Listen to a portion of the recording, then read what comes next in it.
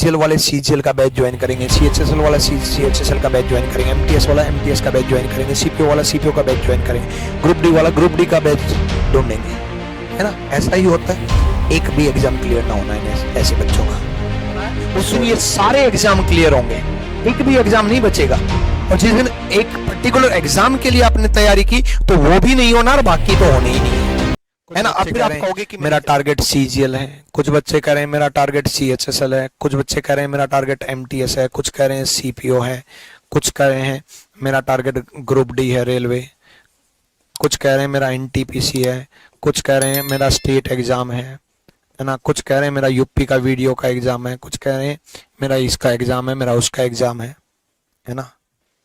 ठीक है, यही होता है।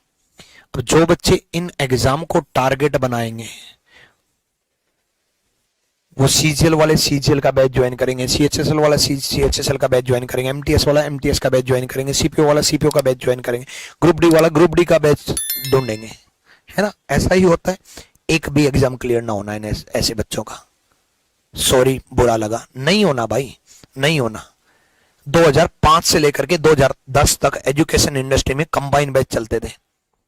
कंबाइन बैच मतलब एक ही बैच में सब कुछ पढ़ा दिया, रीजनिंग भी, मैथ भी, इंग्लिश भी, जीएस भी, सब कुछ, है ना। और मेरे को मिलते थे 45 घंटे कराने के। 45 घंटे में रीजनिंग कैसे कंप्लीट करा दें? 60 तो टॉपिक है, यानी कि 1 घंटे में एक टॉपिक, मजाक समझ रखा है।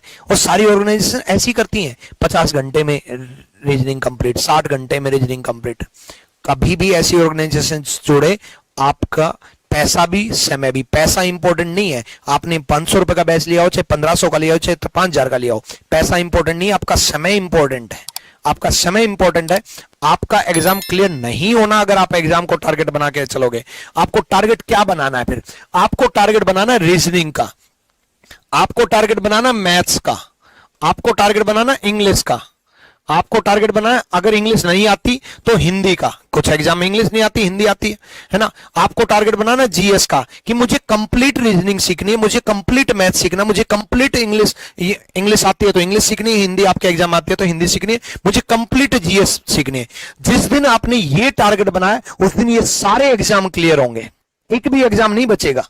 और जिस दिन एक पर्टिकुलर एग्जाम के लिए आपने तैयारी की तो वो भी नहीं होना और बाकी तो होने ही नहीं है ना। अब फिर आप कहोगे कि मेरी किस्मत खराब। अरे किस्मत खराब नहीं है, आपने डिसीजन गलत लिया, आपने रास्ता ही गलत चूज किया। अगर आपने ये सोच के तैयारी कर रहे हो कि मेरा ग्रुप डी टारगेट है और ग्रुप डी की पढ़ाई करो, रीजनिंग में सिर्फ ग्रुप डी के ही क्वेश्चन करके जाऊं, या मेरा सीजीएल टारगेट है तो मैं सिर्फ सीजीएल के ही क्वेश्चन करके जाऊं, सीजीएल के क्वेश्चन सीएचएसएल में आते हैं, सीएचएसएल के एमटीएस में आते हैं। मैं आपको सही दिशा दिखाने की कोशिश करता हूं हमेशा कि सही दिशा, टारगेट ये बनाओ, ये सारे एग्जाम क्लियर होंगे। अब बच्चे ये टारगेट बनाते, कोचिंग सेंटर, इंडस्ट्रीज, ऑनलाइन खास करके यही दिखाया जाता है कि ये बैच वो बैच, इसलिए रीजनिंग स्पेशल लो, मैथ स्पेशल लो, इंग्लिश स्पेशल लो, जीएस स्पेशल लो।